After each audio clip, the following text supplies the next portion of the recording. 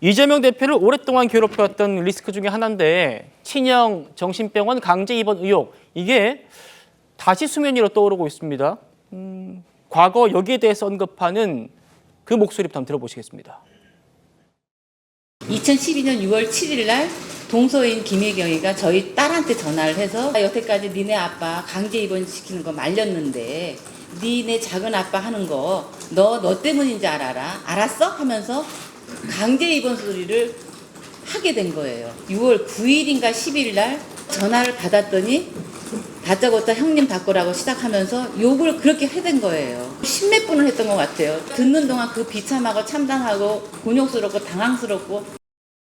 강제 입원을 시킨 것은 저희 형수님이셨고요. 저희 형님은 안타깝게도 90년대 중후반부터 이미 조울증으로 여러 문제를 일으켰고 실제로 치료를 받기도 한 분이시기 때문에 정신질환이 있는지 없는지를 진단하는 절차를 진행하다가 정치적 공격 때문에 사실상은 중단했고.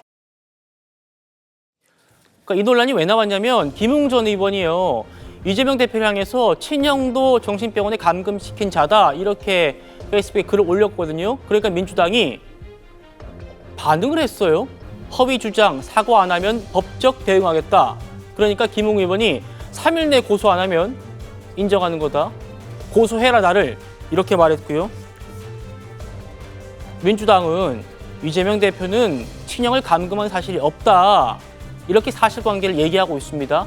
같은 주장했던 차명진도 사법부가 허위 이름 인정했다. 그러니까 김웅 의원이 또 지지 않아요. 민주당 내세워서 고발하고 있냐, 이재명 대표에 대해서 무고교사죄로 고소할 예정이다, 이런 입장입니다. 자, 윤준희 의원님. 예.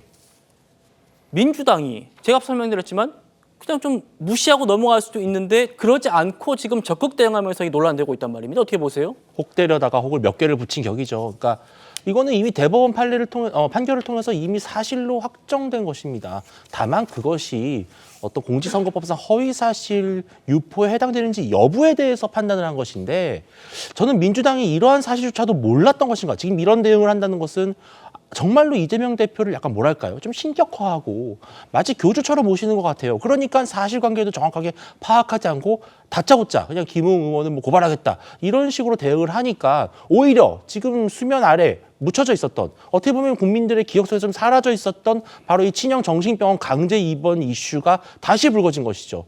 저는 이재명 대표가 당을 이런 식으로 운영하는 것이 바로 본인의 최대 리스크입니다.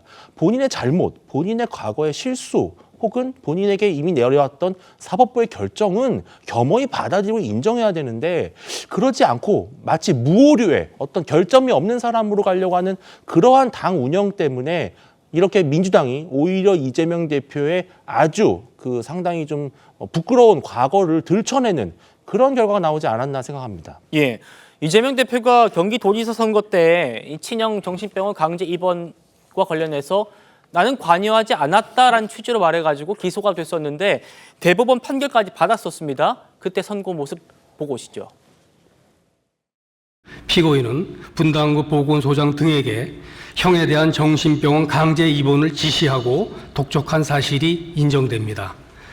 그럼에도 피고인은 상대 후보자의 질문에 대하여 단순히 부인하는 답변만을 한 것이 아니라 자신에게 불리한 지시 독촉 사실을 숨기고 자신에게 유리한 사실만을 덧붙여서 단순한 묵비나 부작위가 아니라 적극적으로 구체적 사실을 들어 해명한 것으로 그 전체적 취지가 객관적 진실에 반하는 허위 사실이 공표에 해당합니다.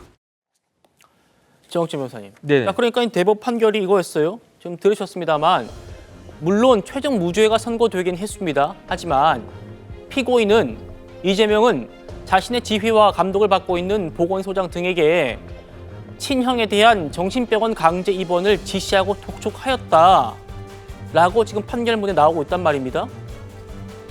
이런 사실관계를 봤을 때 민주당과 물론 김웅 의원은 왜 민주당이 나서냐, 이재명 대표 나서라 합니다만 지금 법적 고소가 붙었을 때 어떻게 될 거라고 전망하십니까? 글쎄요, 1심에서 무죄 나왔고 항소심에서 유죄 나왔고 그다음에 대법원에서 무죄가 나왔는데 이게 뭐에 대한 거냐면요, 허위사실 공표죄에 관련된 것이었어요. 그런데 대법원에서 뭐라고 이야기했습니까? 이재명 대표가 친형을 강제 입원시켰다라고 하는 것은 허위사실이 맞다라고 했어요. 허위사실이 맞다는 이야기입니다. 그러면은 그 강제 입원시키지 않았다라고 하는 거는, 그런데 왜 무죄가 나왔느냐? 소극적 거짓말이기 때문에 대선에서 저 경기도지사 선거에서 그 방송 토론하다가 얼떨결에 나온 그런 이야기였기 때문에 거짓말임에도 불구하고 허위 사실이 아니다. 그러니까 참 희한한 이야기가 되는 거예요. 거짓말은 거짓말인데 거짓말이 아니다. 홍길동 보고 아버지라고 부를 수 있느냐 없느냐 그런 것과 똑같은 거 아니었겠습니까? 그런데 중요한 건 뭐냐면은 팩트는 친형 강제 입원한 것은 사실이라는 식으로 그 대법원 판결에도 결론이 되어지는 것이기 때문에 그 이야기를 김웅천 의원이 했다라고 하는 것인데 이게 뭐가 잘못된 것인가? 이게 허위 사실에 의한 명예훼손은 당연히 안 될 것 같다는 생각이 들고요. 사실 적시에 의한 명예훼손이 될 수 있을까? 그런데 이런 것들은 사실은 공공의 목적이 너무나 명백한 거기 때문에 이런 걸로 처벌받을 거라고 저는 생각되지가 않습니다.